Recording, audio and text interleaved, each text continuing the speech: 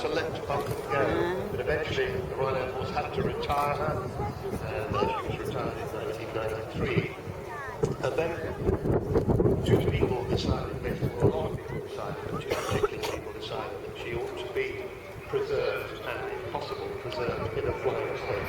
As she comes by this time, watch for those bomb bay doors closing.